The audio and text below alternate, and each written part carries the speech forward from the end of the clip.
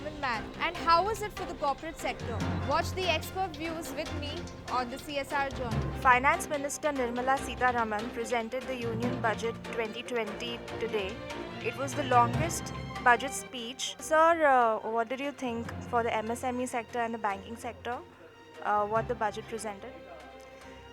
Budget is always a matter of government thought process as to what the government is going to focus on next year. And the fact that the finance minister mentioned MSME must be more than 5 to 6 times, it only shows that there is a lot of focus on it. Most importantly is, you and me, when we deposit money, keep money in a bank, our money is secured only up to rupees 1 lakh, and which is called a deposit insurance scheme. That has gone up to rupees 5 lakhs, which means that we now feel more secured and assured that we can keep the money in the bank. What do you think of the announcements for the solar energy sector? See, the government over the last few years have been focusing on the renewable energy, and we have made a lot of progress on that sector. Though we are far away from the target that we have set, but in this budget also, the finance minister spoke about solar and renewable energy. The biggest challenge for solar is the land, availability of land. Now, this is a very unique initiative that's setting up solar panels along the railway tracks to help in generating the electricity. These tax cuts will leave a lot of cash in the hands of the people.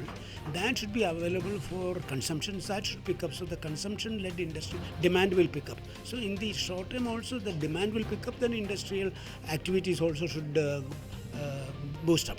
That's what I am saying from the tax slabs coming down on this. So this is a huge relief for the middle class as well. Middle class, up to certain level of the middle class, yes, it's a huge relief they will have, and also for the industry because the demand picks up, so that industrial activities also moves up.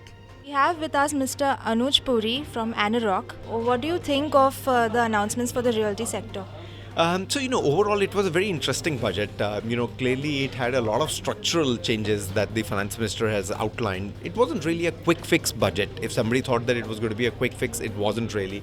There have been lots of announcements, and interestingly it has covered a lot of sectors, whether that's infrastructure, health, education, agriculture, startup, where there was a lot of initiative that was done. So there was a lot of announcement made on the women welfare, particularly on the education side, on the health side, on the women empowerment side, which I felt was a very comprehensive budget. What is your opinion on the budget in terms of the view of achieving the SDGs? Clearly if you look at it, they've said is that solar was a big focus area, whether it is next to the railway tracks that they're going to be solar that is going to be constructed, or the tax incentives that were being given, to the solar power companies. I do believe is that the government has made a statement, and she reiterated that we are going to be a part of making sure that on the climate change, the announcements and the promises that have been done will be adhered to, and many of these initiatives that were announced, particularly on the solar side, were moving towards delivering on that promise.